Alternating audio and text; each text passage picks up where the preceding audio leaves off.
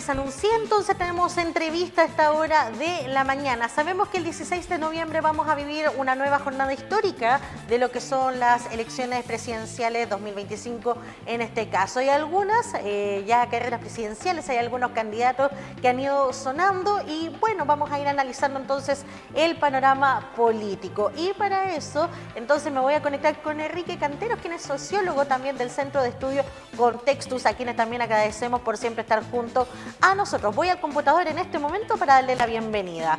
Hola Enrique, ¿cómo estás? Muy nosotros el día de hoy. Hola Francisca. Gracias por la invitación también en este día que está bastante lluvioso.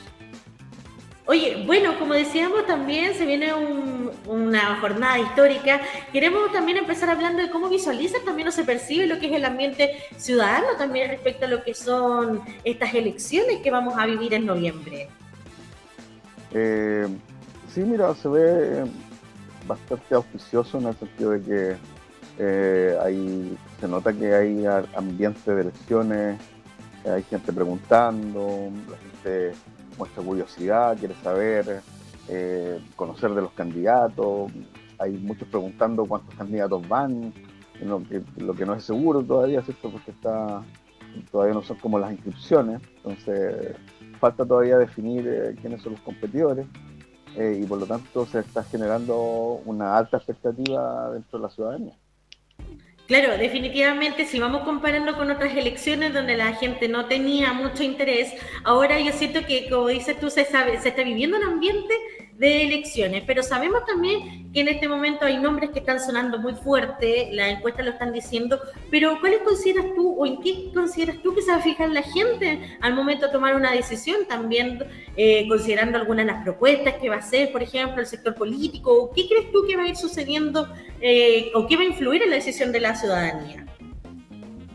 Bueno, siempre hay, por llamarlo de alguna manera, los clientes fidelizados, ¿no? O sea, los que adhieren a un sector, ya sea a la derecha, a la izquierda, que son bloques bastante estructurados, y más o menos es un porcentaje que ya cada sector tiene ganado, pero al medio hay una gran cantidad de indecisos y personas que no necesariamente adhieren a uno u otro sector político, y que esos también pueden dar vuelta a cualquier elección.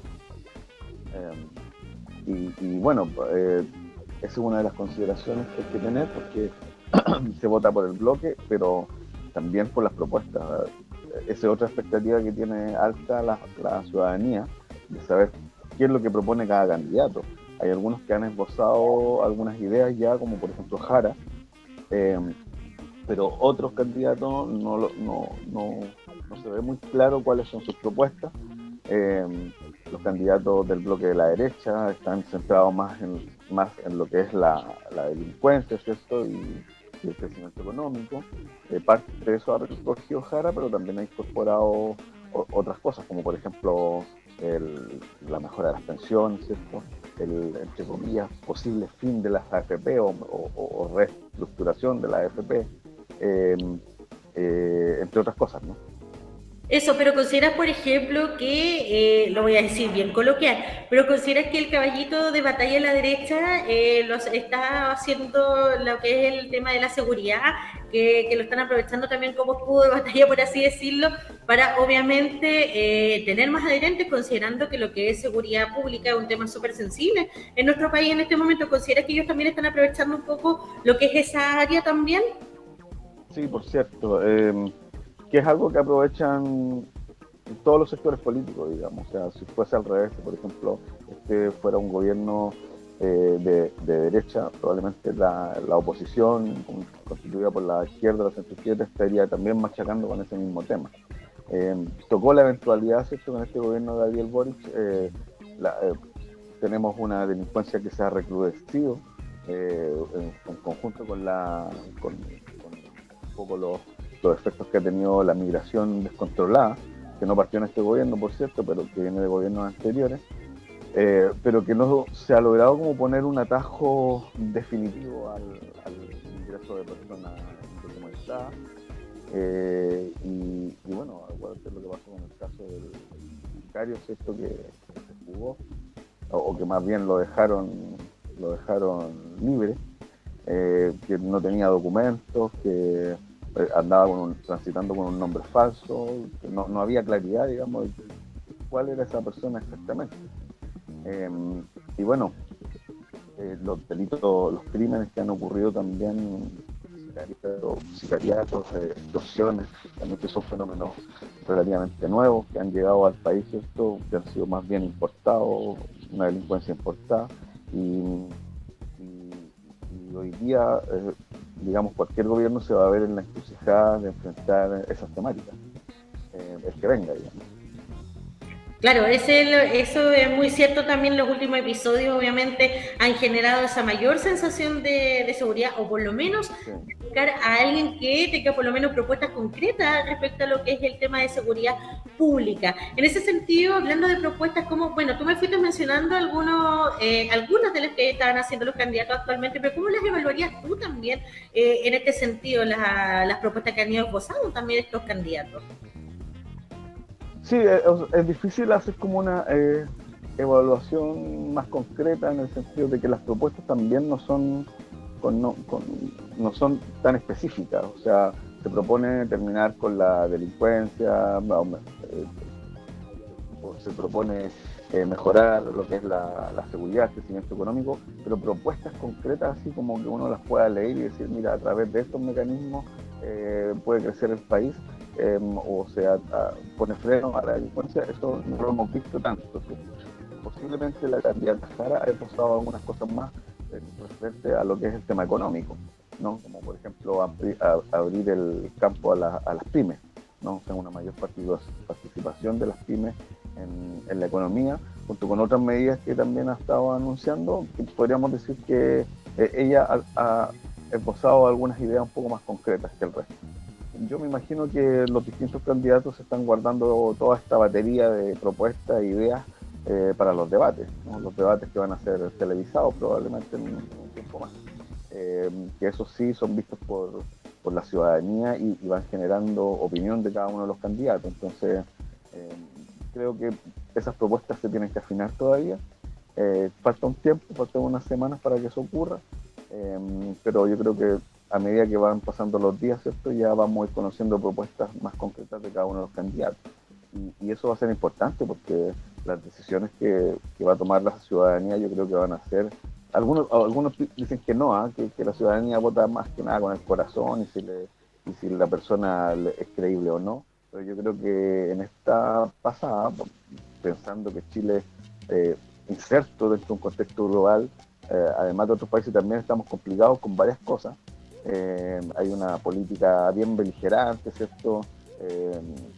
Donde hay bastante miedos y junto con también discursos de odio. Yo me imagino que la ciudadanía va a ir tomando nota de lo que son las propuestas concretas para tomar una decisión en el futuro.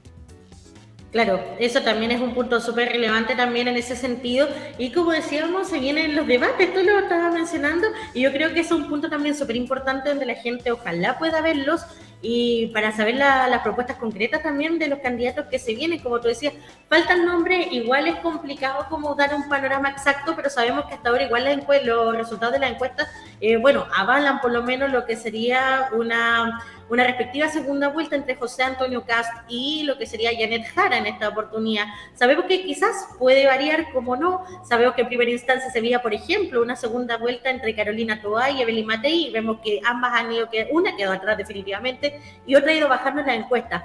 Volviendo a Janet Jara en esta oportunidad, que podría ser una de las candidatas que pasará a segunda vuelta, ¿consideras igual que tiene el estigma de ser la continuidad del gobierno del presidente Gabriel Boric, considerando que fue su ministra también, y el apoyo que tiene por ser obviamente la candidata al oficialismo? Sí, evidentemente que lo hubiese pasado a toda también si hubiese sido toda la candidata del oficialismo.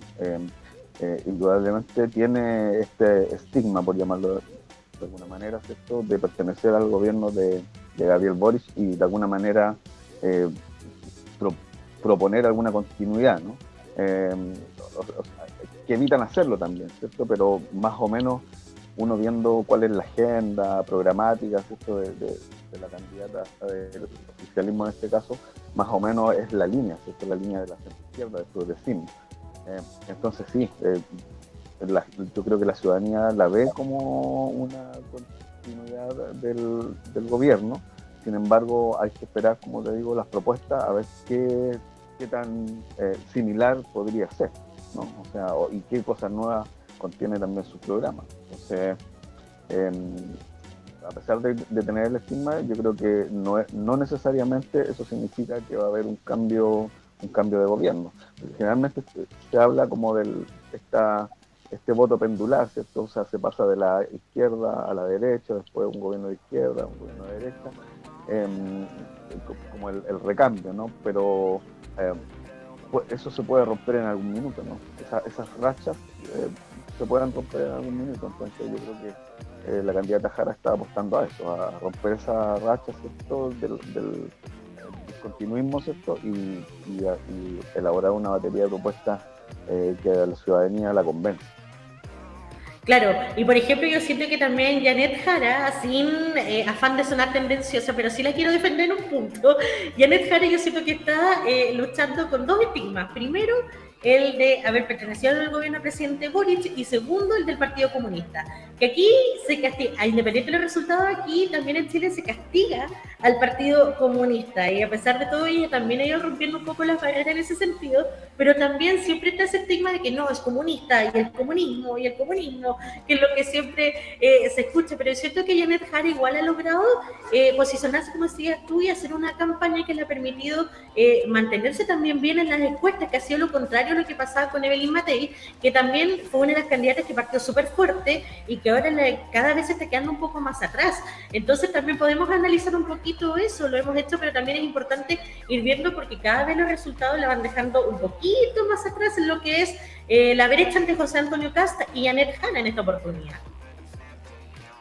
Sí, mira, en el caso de Jara, yo creo que lo que está haciendo es poder apostar a un público distinto, ¿no? O sea, porque tú fíjate que, bueno, nosotros pasamos por una dictadura que fue bastante cruda y ahí se consolidó bastante el anticomunismo, por decirlo de alguna manera, ¿no? Pero los años han pasado, ¿cierto? La Guerra Fría se acabó, el muro de Berlín se acabó y el mundo ha ido cambiando, ¿no? O sea, tú ves, por ejemplo, los países de corte comunista, sobre todo en otros continentes, no decía el latinoamericano, pero que también en cierta forma son capitalistas, ¿no? O sea, hacen negocios. De hecho, Chile, uno de sus principales socios comerciales es China, que es un país eventualmente comunista, ¿no?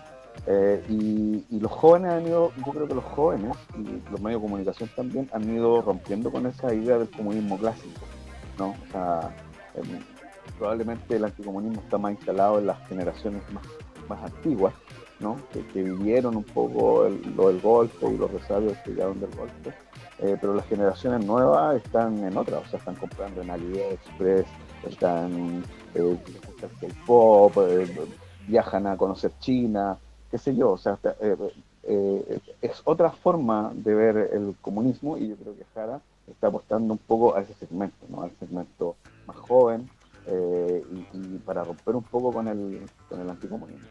Eso primero. Y segundo, con respecto a lo de Matei, claro, ha ido bajando en las encuestas, se ha ido posicionando más Kast, le ha ido arrebatando los espacios poco a poco y bueno, habrá que esperar cuáles van a ser las reacciones de Chile Vamos, ¿cierto? Para apoyar a su candidato.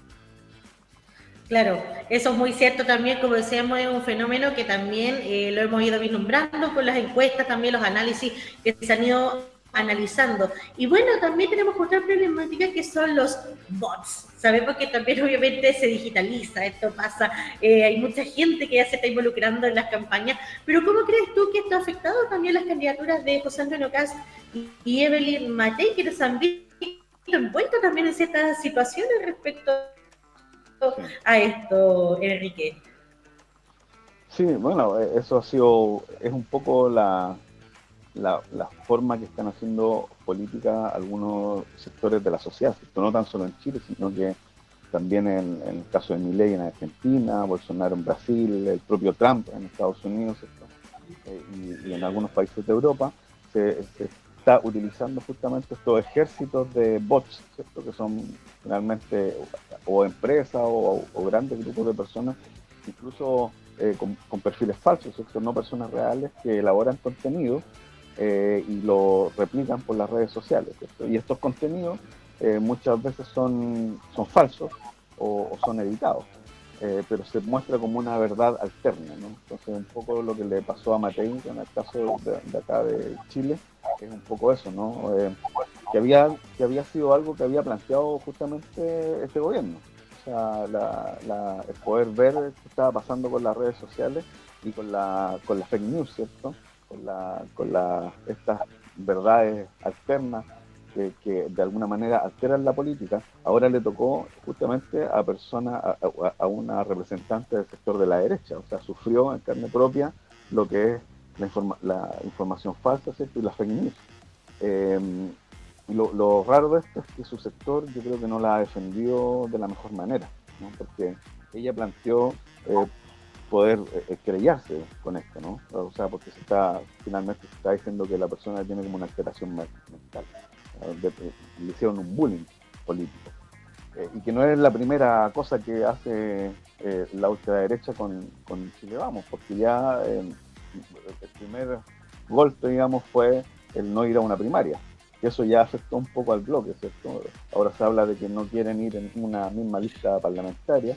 Y bueno, esto de la fake news, ¿cierto? O este bullying contra Matei es como la tercera acción que realiza la ultraderecha contra lo que puede ser la derecha más moderada. Efectivamente, yo creo que ha afectado a la candidata. La candidata hasta ayer parecía que se querellaba, que iba a ir con todo, pero yo creo que no la apoyaron suficientemente los parlamentarios de su sector. Incluso escuché a algunos parlamentarios que decían que la culpa la daban vuelta, digamos, que como que la culpable era Matei, que no había que hacer mucho ruido, que no nos peleemos entre nosotros, qué sé yo, que hay que seguir trabajando cabeza gacha y esto como pasarlo por alto. Y yo creo que es todo al revés, o sea, debió haber salido los partidos que la apoyan y los parlamentarios a defenderla con todo, porque finalmente su rival en esta primera vuelta es Kast. O sea, ella tiene que irse contra Kast. Esto es como cuando tú juegas un videojuego y vas matando a los jefes de a poco, ¿cierto? Los jefes más chicos hasta llegar al jefe final. La Big Boss sería Jara. Ella sería la jefa final. Pero antes de eso hay que pasar otro escollo. Y uno de esos escollos es Kast, justamente, ¿cierto? Y bueno, instala peligrosamente una forma de hacer política que es un poco matona, ¿no? O sea, que inventar información de otras personas, derribar a otras personas descalificándolas. Esto de los bots no es nuevo, o sea, ya en las redes sociales está regado de personas de distintas agrupaciones y con perfiles falsos que cualquier opinión que tú emites, ¿cierto? Contraria a la de ellos, eres atacada, eres violentada, ¿cierto? Y bueno, eso es lo que estamos viviendo hoy día. Claro. Bueno, como decías tú también, como se dice vulgarmente, claro, tienen que matarse entre ellos porque obviamente es uno el candidato que tiene que pasar en esta Claro. oportunidad, pero eso también a veces cae un poco en lo que es el juego sucio de la política también, porque se busca la yaya, se busca también en el fondo cualquier mecanismo bajo también para ir como denigrando o tratando también de desprestigiar la campaña uno del otro en esta oportunidad. Entonces, claro, hemos visto también algunas situaciones desafortunadas entre ellos mismos y eso también genera un poco de ruido en lo que es el sector, pues. Sí, o sea, yo creo que la que está más complicada acá es Matei. O sea, Sí. Primero está abajo en las encuestas atrás de estos Antonieta.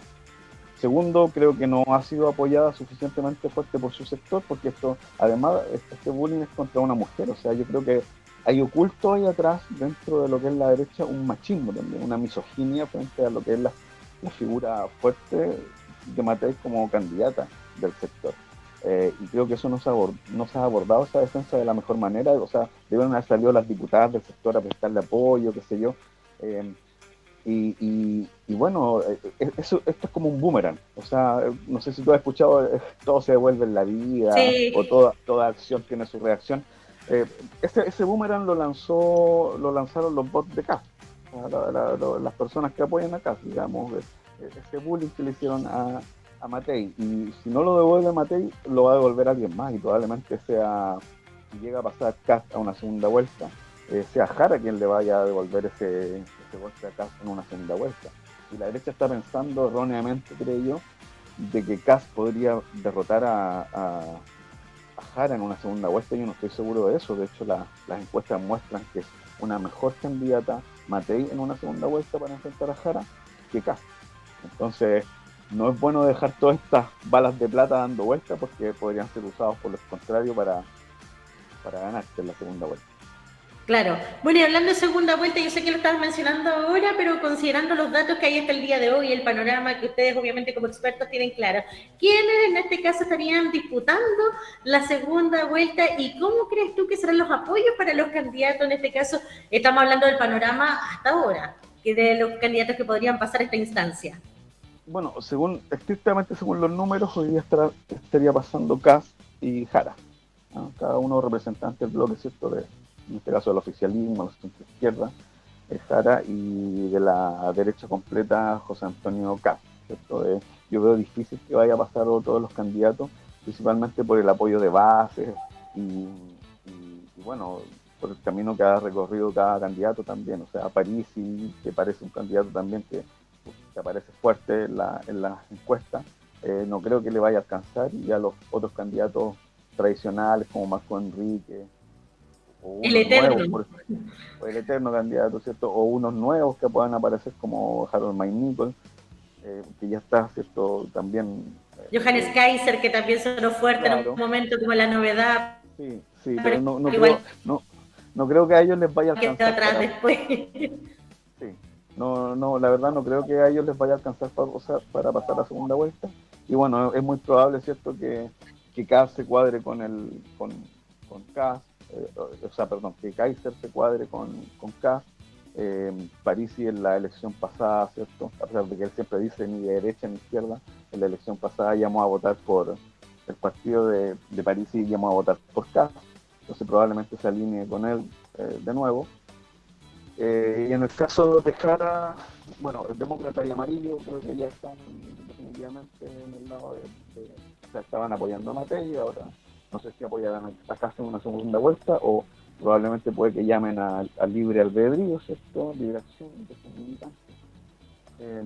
Y Jara va a recibir probablemente el apoyo de Artés y de Marco Enrique en una segunda vuelta. Claro. Yo creo que por ahí se van Bueno, a ir como decíamos, cuadrando más o menos los apoyos.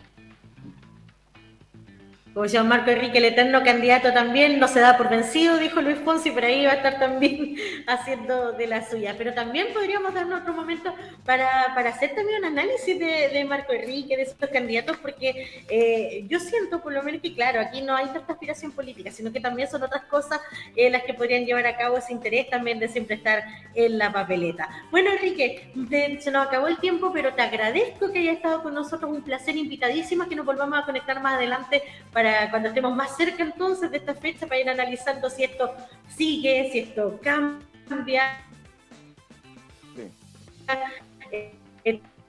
etcétera. Así que agradecida de estar contigo nuevamente en esta oportunidad. Sí, gracias a ti, Francisca, por la invitación, y estamos disponibles para cuando nos invitan.